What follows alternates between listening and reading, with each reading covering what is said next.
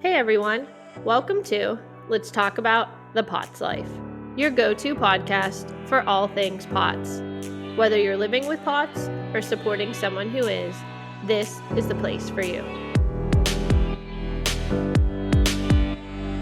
Welcome back to another episode of Let's Talk About the POTS Life. Today we have Arielle, who is a very special guest because she was one of my OG POTS patients. And I think she just has such an interesting story because it started when she was younger and then she kind of got better and then, her therapist moved. So she just has quite the story. And I think it'll be good for people to hear, not only for current POTS patients, but if you're a parent with somebody who has POTS, I just feel like her story is so relatable. I would always say to her, hey, do you mind if I give so-and-so your info? Because they need to, they need some questions answered, or I'd be like, hey, can your mom talk to somebody? So she has been someone who has been not just, somebody I got to know, but so many patients of mine and families. And so we are so happy to have Arielle join us today. Thank you. Do you want to just give us a little bit of your journey to diagnosis? Yeah, for sure. So it was I was lucky in this aspect. My diagnosis happened really quickly because I was 12 years old. I was in elementary school at the time. And the first time I ever passed out was I was practicing for county chorus and I passed out. We were at the stairs, thank God, not on the risers. And I kind of chalked it up to, I haven't eaten much today. It's hot under the lights. It's probably fine. And then it happened again. And then it happened again. And the third time within a month, that's kind of when my mom was like, all right, enough. Something's wrong. This is not normal for my daughter. Right. Yes. Yeah. And so I ended up in one of the local hospital emergency rooms. And literally every time, it was a bad night. Every time he pulled me out of my bed, I was back down on the floor. Every time they stood me up. And thank God my aunt was in town because my aunt had read an article recently about POTS.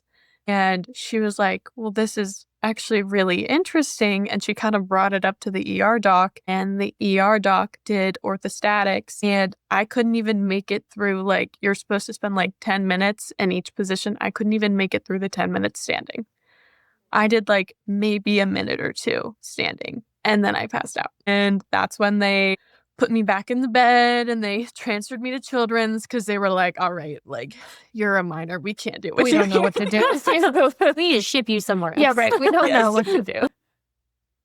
And yeah, so I spent 3 days inpatient at children's, and they tested for literally everything.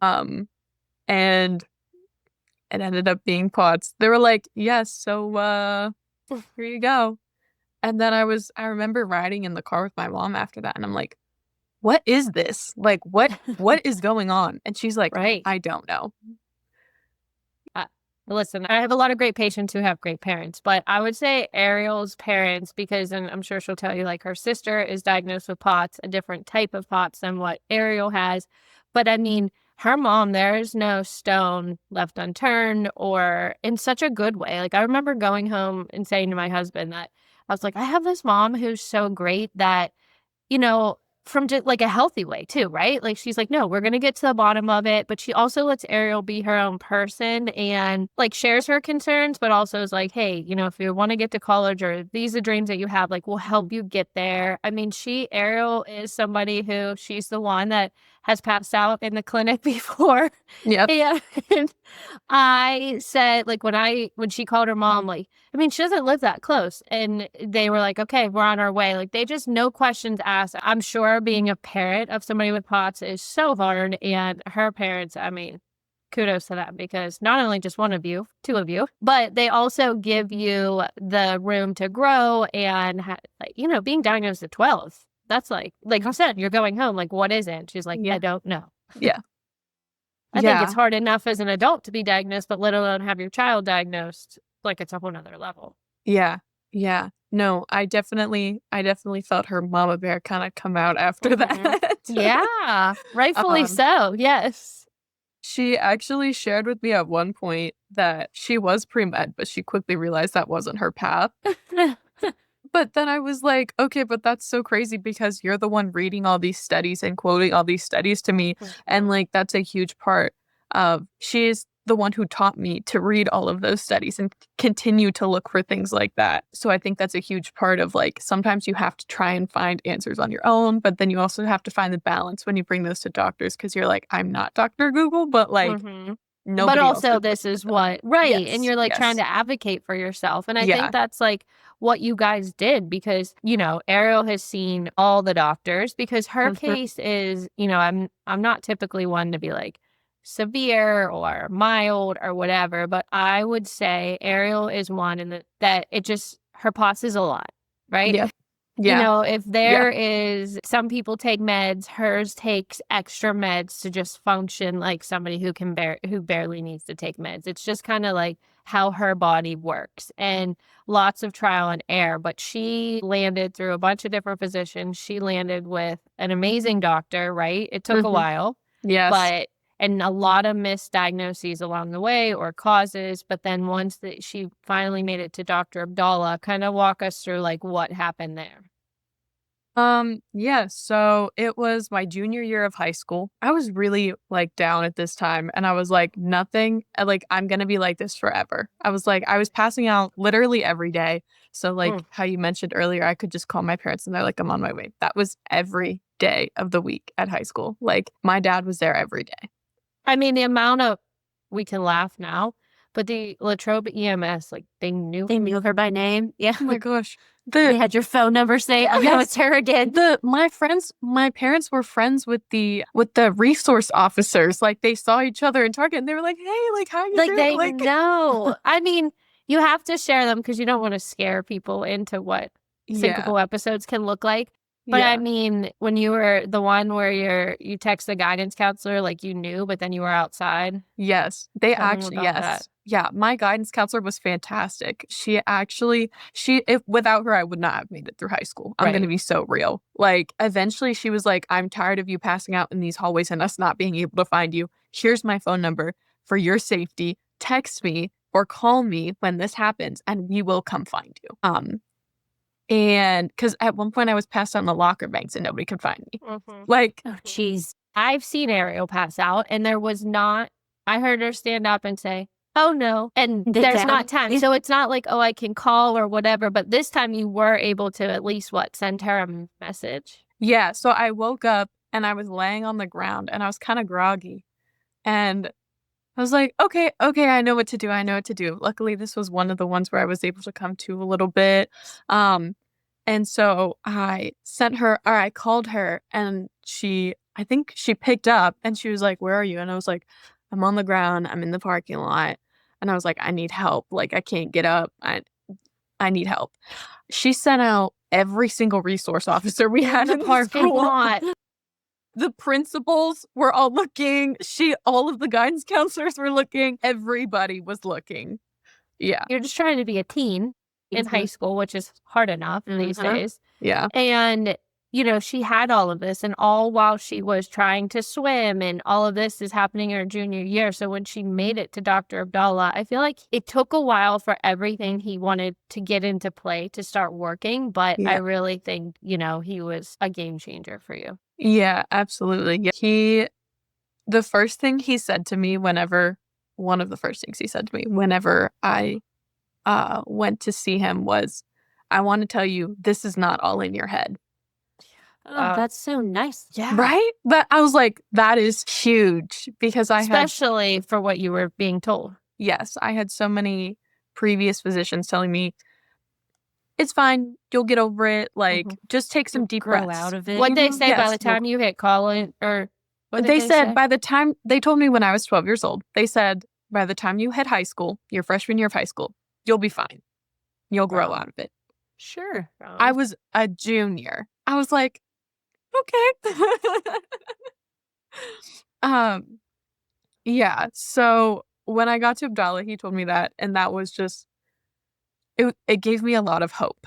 And I felt like at that point in my life, I didn't have a lot of hope. And so he's just fantastic for that, and I can't thank him enough.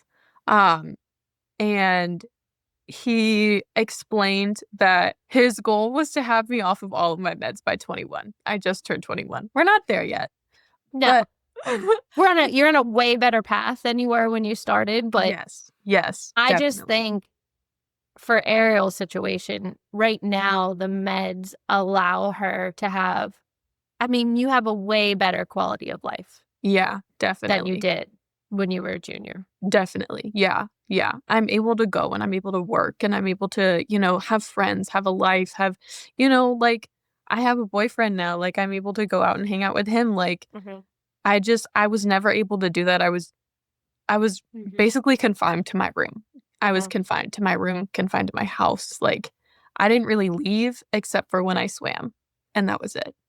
And And then she would swim and right. do fine and do Yep. good, Yeah. and then come home, and then the cycle would start. I mean, she would Start text over and be like, again. "Hey, I can't make it today, like, I haven't left my bed." I mean, No, and no. now she's a graduate of the POTS Life program, but in her life is she would ended up, and we'll talk about all that, but, like, she ended up being able to apply to college because her mom's like, "You can't, like, how are you gonna go to college? I Right. can't be that far," and she's Hmm. able to do that, and she's talking about grad school, and so, I mean, it's just I would say Ariel has been at the lowest of lows twice. Yep. Realistically, right? So when she Yes. was 12, she started an exercise program and then the therapist moved away Hmm. and then she had quite the backslide. Yeah. Yeah. I was with Sammy for a long time, and she was actually the first one to mention EDS to me as well. So we started with the Children's Hospital of Philadelphia, their POTS program, like their Mhm. PT program. We started doing that when I was 12. And we slowly worked through that. And as we were doing that, Sammy was kind of like, hey, just so you know, I'm realizing that you have some like hypermobility and things like that. You might have EDS. You might want to get that looked at, but I'm going to start the EDS protocol because I think that'll help with your hypermobility. And it did. It helped a lot. I actually I was able to get as far as I was able to run with Sammy. Mhm. Yeah. I was still passing out, not as much, but then she moved away. I think it was like maybe my freshman year of high school. And I had been seeing her since like 6th grade. So it had been a minute. Right, right, guidance. And then Yes. how long did you feel like it took till you started to see the change and not in a good way, like Yeah. sliding back down? Probably it was quick. It was really quick. It was maybe 6 months to a year. Like, Mhm. and at that year mark, I was like, okay, this is not great, but like I can't go back to her. I'm not really sure what else to do. Like, and until a nurse in an ER told me that she saw Kelsey on the news and was like, you should really look into this. I forgot that that's how it happened. It's a good thing your story was covered. Literally. And my mom was like, oh, okay. And so, I forgot about that. yeah, and so I was basically checked out at this point. I was like, "This is my life now." But my mom was like, "We're gonna do this, and it's gonna be Yes. great." And so Yes. she called Kelsey. She set up an appointment. She's like, "We're gonna go together, and we're gonna do this." And I was like, "Okay, mom, whatever." Okay. You Yeah. know? And she did. She Yeah, came, I mean, that's a lot. Imagine us in high school. Like, that's a lot. Oh, yeah. Just to be in high school, period. But then have this. And you were an athlete. Yes. I mean, on top of that, I remember Mhm. our soccer schedule was a lot. I couldn't even Correct. imagine that on top of not feeling your best and giving all your energy to this to swimming and then not being able to function at all No, like afterwards. you would see, I'd be like, when do you have a meet? And say it was like Saturday. I'd be like, well, you're not coming Monday or Tuesday You'll see because it. Thursday yeah, before it started because it was just so textbook to Yeah. like go along that pattern. Yeah. yeah, And then, so tell them a little bit. So you started with me and Ariel is, this is why I say all the time, like, yes, you give yourself a year. Do some do it in a year for sure, but some don't because it has to be the right fit. right.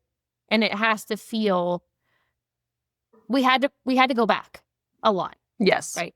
yes, I yeah. mean, illnesses, especially in the beginning, like there were hiccups in the beginning, but what did you notice as you started to move through, like when you saw changes and things like that? I feel like towards the beginning, I was having a really hard time with it because I was like, I don't even think I can do the bike. Like, I was having a hard time going from in your old place where you had the stairs to with go the up to the stairs. bike. Yes. Oh, yeah. Yeah. We would have to go up there. Sometimes I wouldn't even have her come into the lower level. I'd be like, just go straight up. Yeah. And then we'd sit. Yeah, because she would To just get those worse than steep stairs. Yes. Yeah. And then I'd be like, do we have to scoot down on our bum? Like, Yeah. I want to be safe here. Yeah. So I think I had a really hard time with that. I even remember us being like, okay, no bike, just exercises. Mhm. Like, and I felt like after I was really nervous when we originally started because I was like, okay, like this is the timeline. Like I need to make this timeline. Like I need to do all this. And I was putting a lot of pressure on myself to be like, this is what needs to happen. And Kelsey and I had a chat and she was like, no, that's not how it works. If you set those expectations, who would do it? Who would stick to it? Plus, with all the hiccups, like you said, plus sports. Jenna and I were talking about this earlier. Somebody had called about doing another one of the protocols that's out there. And the problem with those are, yes, if you can stick to it perfectly, great. But that is also typically not realistic for a POTS body. Yep. And yeah, if you can go and check off week by week, but it's not like your traditional high school conditioning program or something. There's just so much that goes into it. So to set those expectations, it's almost like you set yourself up to fail and then feel 100%. worse about yourself. Yeah, when you don't know how your body's going to adapt or react to it, everyone's so different. And like you said, everyone's going to have hiccups and they hit at different times. And so being able to customize it and give yourself that grace that's like, oh, I'm not going to hit this goal that I set for myself because it was not a realistic goal in the first place. In the beginning with swimming, because it was very intense. And we kind of talked about that. Like the main goal was like graduation, right? Because she was like, okay, I know if I keep trying to swim, I'm not going to be able to go to school like I want and do the things. And which is, I think, like, heck, a lot of people don't even know what they want to do when they go to college, let alone to make those decisions. That's a lot. And I feel like that was tough, but mature of you to be like, something's got to give. Yeah. Yeah, definitely. I felt like it was hard at the time to be like, okay, like I'm done. But at the same time, I was kind of like, I love swimming and like it's something I like to do in my free time, but also like that's not what I wanted to do with my life. So it was a nice outlet when I was in high school and when I was cooped up. It was nice to be like, okay, I'm at least going one place today. You know, it was important to have that social interaction and things like that because I wasn't making it to school. Right. But yeah, I was like you said, like something's got to give. I was like, and it can't be my academics. Which just is, it's a lot as someone going into college. You know, you think this sport has been a part of me for so long and I love it. I'm passionate about it. To come to that realization that like, oh, I'm not going to do this forever. Mm-hmm. I can't have a career in this sport most likely. So I need to focus on other things. And then that gave you probably energy to socialize and be a semi-normal college student at that point.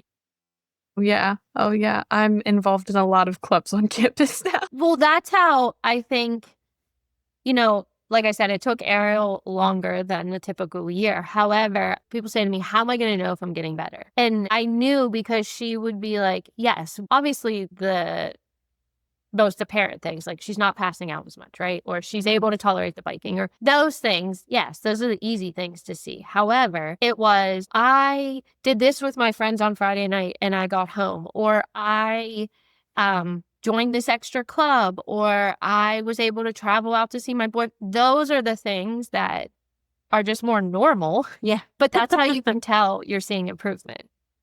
Yeah, definitely. Yeah, I felt like I was never really a part of any clubs or anything like that in high school. And now 3 or 4 plus, like you She's said, an like RA. I'm an RA. That takes up a lot of time. Yeah. Oh, yeah. Yeah.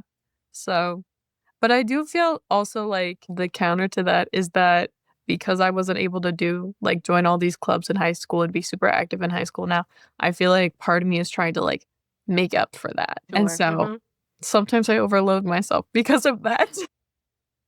I think that's just all part of, it's like now you're growing a little bit because you couldn't. And I think that's normal. And it's like I was saying to somebody today, your new normal. You Yes. learn, you add more, and then you learn your new limits. And POTS is always like that. Now, Yep. I would say with Dr. Abdullah, because I think people will probably wonder, I mean, you are still taking medication, right? Yeah. And he doesn't really have any plans right now to change that, correct? No, not really. So I am on midodrine, and so I'm trying to wean off of midodrine because I'm also on droxidopa. So I'm on two of the main blood pressure medications. I'm still at a relatively low dose of droxidopa. I'm not quite at the max yet, but there was a point in time where I was over the maximum dose of Oh, midodrine. so much. Yes. It was 10 milligrams every 2 hours. Like, Oh, geez. it was a lot. It was a lot. Yeah. And It's then, You can just see the blood. I mean, everybody has blood pooling with POTS, and but Ariel's, that's why I say it's like in a different level. Yeah. You could just see it pooling there. And that's I feel like droxidopa has been a game changer. yes, definitely. Definitely. I feel like I have more energy. My mom said, I feel like I have my kid back after she Oh, had. Yeah. my gosh. Yeah. Yes. Yeah. I mean, you were in a rough spot. Yeah. Yes. And being on that medicine, I know that we have, some people's goal is to get off of that and you make the lifestyle change and you can do, but not all, like we said, not all bodies are the same. And so being on medication or staying on that isn't a failure. No. It's responding to what you need in your body in that moment and that life cycle. Yep. Yeah, exactly. Exactly. And obviously, like, the goal is to not have medicine, but like, if this is what I have to do right now to be Right. able to live my life I and feel be the like you're person that I finally am. living, Yes. Yes. right? Yes. Instead of just surviving. Yeah. Yeah. And yeah, like Britt said, I think sometimes, I don't know if it's societal pressures or personal pressures, but it's like, well, I have to get off the meds. And I mean, listen, right. Arielle is not somebody that's like, I want to be on these forever. I've known her long enough yeah, would we like to get off? For sure. But look where she is. I mean, the last day she says to me, when can I run? Girl, we just got you upright long term. You cannot run yet. In time, yes, and Arielle will be able to run. But the fact that we couldn't even start with the bike when she started, and now she's talking about wanting to run. So, I would say to people, if you're on medication or thinking about using take the pressures off yourself. Who cares? If it's something that is a Band-Aid to allows you to work the exercise program and live your life. And in time, I would say, I mean, even for myself, when I got steady, for a year, I didn't even look at changing medications. So it was a gradual thing. It's not something you rip the floor out because don't you want to just live for a little bit? Yeah. Yes. Yes. And it's nice to feel like a human being again. Yeah. Oh my gosh. Yeah. And yeah, making a sudden change is not worth sacrificing all that work you put in to get where you are. When it's like things are working fine, let's let them work fine for a minute. Right. But in time and as you feel better and just live and start to, feel better. Now, Arielle she transitioned to the treadmill, which again is huge. I mean, if you could have saw her day one till now, so different. But what was that transition like for you? Were you scared? How did that feel? Things like that. I was excited. The weeks leading up to it, I was staring it down and I was like, I'm going to get there. I will get there, Yeah, so unfortunately, the first time I tried the treadmill, I got on the treadmill, we did the incline and everything, and I got off and I was like, oh my gosh, the room is spinning, She didn't love it the first time. It's like, okay, that was a little shocking. That was a little shocking. It's like when you go for that people mover and you're like, wait, am I still moving? What's happening? Yes. You get sea legs. Yeah. Your legs feel like wonky. Yeah. And I was like, all right, okay, all right. But I kept doing it. So with the program, you have to do it more than one day a week, obviously. So I did it at home and I was like, okay, I still felt dizzy after that one. Let me readjust it. And then I was like, let me just bring the incline down a little bit and see if that helps. And I brought the incline down and I was like, okay, that wasn't bad that time. I was like, I'm still a little dizzy when I got off. Let me try pulling the speed down. I pulled the speed down, didn't really make a difference. I put the speed back up where it was. I backed down the incline a little bit more. And I was like, okay, I felt good after that one. So I feel like this just speaks to what we were talking about earlier about how it's all customizable. I went to Kelsey and I was like, hey, I'm not loving the incline, by the way. Yes. I just She did. And she was like, sure, that works. Like, as long as you're doing it. Right. As long as you're moving and you're upright and her body's adjusted, and she'd be like, well, I'm going to the gym with my dad and getting him to go. It's just, I think if you get anything from Ariel's story is, I mean, she was in a rough place that first day. She would send messages. She was passing out right and left down the steps. I mean, some crazy episodes, right? And now she got to go to college and she's applying to grad school. And like she said, does she still have hiccups? I think that's what people want to know, too. Like, do you still have hiccups? For sure, right? Yeah. Yeah. It's not every day anymore. And it's not even once a month sometimes. I mean, October is notorious for a reason. I will say that. Sure. For sure. Yeah. Yes. But yes, and I feel like there always will be a hiccup. And I think that's okay. There are 365 days in the year. If one day I'm not feeling great or 2 days I'm not feeling great, okay, that's fine. I just need to do what I can to help myself feel better the next day. Oh, that's a good attitude to have. Because even if you weren't in a POTS body, you're going to have bad days in life. That is just life. Yes. My bad days just happen to look like me on the floor. Somebody else's bad days could be like the flu or something, like. Hers just typically end up with her waking up like, where am I? Yeah. Yeah. Yep.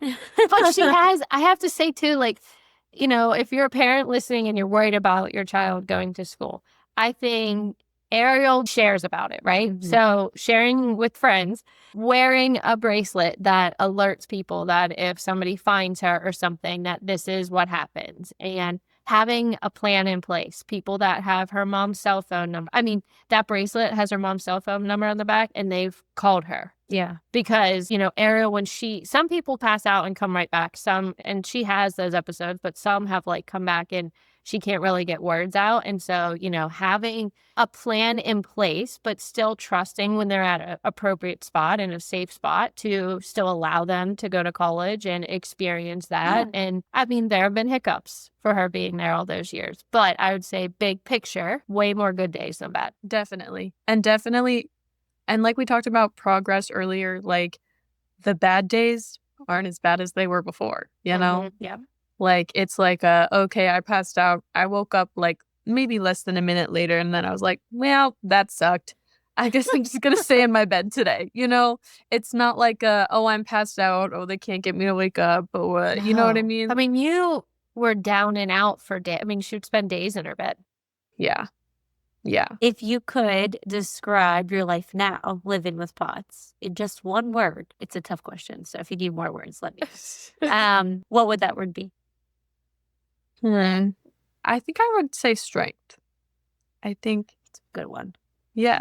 Yeah, for sure. Yeah. I was going to say growth if she couldn't think of one, because just like hearing your story where you were and where you are now, like the growth is just amazing. Yeah. Yeah, definitely. I feel stronger now, like physically, obviously, because I went through the program. Although those leg lifts, the ones where Kelsey knows what I'm talking about. They'll suck a little bit. She'd be like, you want me to do what? Yeah. I feel stronger physically, and I feel like because my body is stronger physically and I'm able to do more, I feel stronger mentally. Like everything is connected. And I say that all the time. Like everything is connected. And when your body starts to feel better, your mind starts to feel better because you get to move more, 100%. Yeah, emotionally, it's just all the pieces start to come together whenever you're feeling better from all different areas. And then, your just quality of life gets better. If you could share some advice for someone that is maybe waiting for diagnosis or just got a diagnosis, what advice would you share to them? I would say don't give up. I would say it's really important to first of all, listen to your physicians. And a lot of mine said water and salt. And I was like, thanks, that's going to get me real far. And I was like, all right, we said that last time. Can we come up with something new? Yeah. But they weren't wrong when they said that. Right. It's just not enough. Right. Me being a teenager, I was stubborn and I was like, yeah, whatever. But water and salt do make a difference, and don't be afraid of the meds, and it's all trial and error, and I can't Mm. emphasize that enough. It is all trial and error. I have tried so many different medications. Some of them worked, some of them didn't, and, it's okay if it doesn't work, like, there's always a different medication, and there's nothing wrong with you because that one medicine doesn't work for you. Yeah, I think that's so true. I mean, she did. She had so many different ones, and some had worse side effects, some didn't work at all, but I think she's a testament that if you keep going, if you need meds, there are the right ones that are out there. And she says Mhm. being about a teenager and water or whatever, the only other part I would add to that, and Britt will like this, is make sure you eat. Yeah. She would be on her Right. way and text and be like, hey, I'm going to be a few minutes late. And she'd get there and she'd be like, stop at Sheets because I knew you were going to say something. So make sure you eat. And have your Yes. meals, have your water, do all your things. But that is, you're a teenager. So that's what had happened at the time. But yes, we can't stress that enough. It's hard to remember those things. Yeah. She would show up at me like, I'm like, what'd you have? And she's like, a few crackers. I'm like, the whole day? It's like afternoon. She's like, yeah. I'm like, we're going to have to change that. We So got you stop at Sheets. yeah, she did all the time. It's part of the reason why Kelsey has snacks now, Yes, it is. Yes. That's why I have bars, because of that. You have a cracker? Perfect. Here, Yeah. have this granola I'm bar. like- Have this. And I can just see it. I can see it on her face, and Yeah. now others, now that I know them more. And I'm like, did you eat today?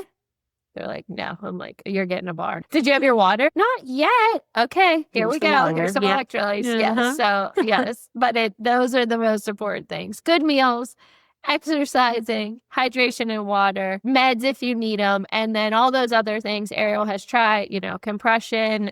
It's hit or miss. She's done some other things like those leg compression things that help move the fluid. So, we're here for all of it. But your main thing, exercise, water, hydration, electrolytes, Building that support building system. that support system. Yeah.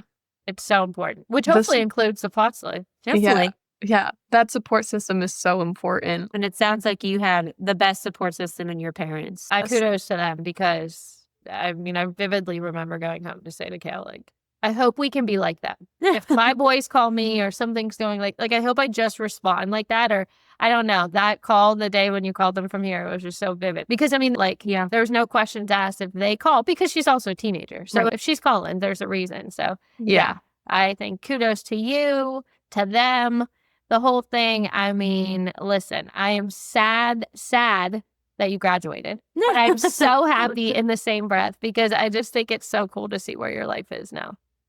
Yeah. Yeah. I'm excited. Yay, me too. Well, thanks so much for joining us and sharing your story today, Arielle. It was a pleasure. Yeah, thank you.